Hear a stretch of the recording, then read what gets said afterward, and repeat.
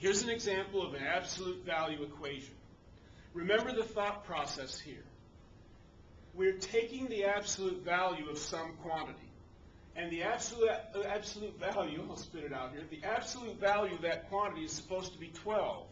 Well, the only two numbers that have an absolute value of 12 are 12 and negative 12. So the quantity that's here within the absolute value sign would have to equal 12, or that quantity would have to equal negative 12.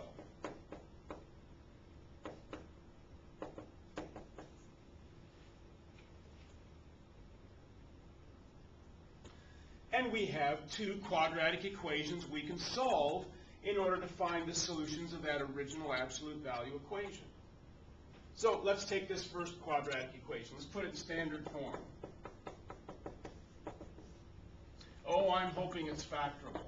Let's see. X times x makes x squared. To get a minus 12, I'd have to have a plus and a minus. And how about a plus 4 and a minus 3? Will that give us the proper middle term for the O and the I of FOIL? Yes, it will. Minus 3x plus 4x is plus 1x. So my two solutions are x equals negative 4, x equals 3. Let's see what we can do with the other quadratic equation. X squared plus x plus 12 equals 0. And unfortunately, if we give that one a quick look, we're not going to find that it's factorable, because we would have to have x plus in each of the binomials, and any pair of numbers whose product is 12, when you would be adding those numbers together, you're not going to get 1x. So unfortunately, that equation is not solvable through our factoring technique, so we'd have to use the quadratic formula. So x equals minus b, well the b and the a coefficients are both 1, so that'd be negative 1, plus or minus the square root of b squared, so that'd be 1 squared, minus 4 times a, which is 1, times c, which is 12, all of that over 2 times a, that's 2 times 1. So x equals negative 1 plus or minus the square root of 1 minus 48 over 2, right? 4 times 1 is 4 times 12 is 48. Ooh, that's not looking too good. That's looking complex, isn't it? X equals negative 1 plus or minus the square root of negative 47 over 2.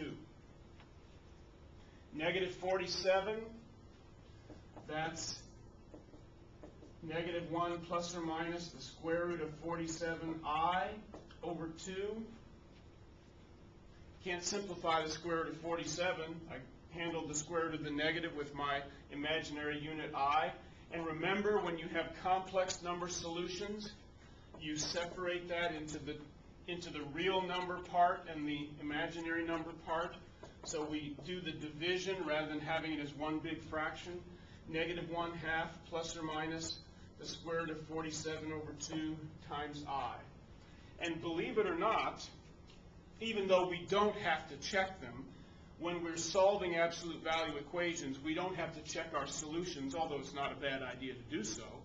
It's not like it's with radical equations where it's required to check our solutions.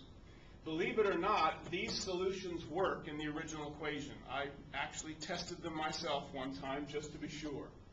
So here in this instance, our absolute value equation had two real number solutions and two complex number solutions.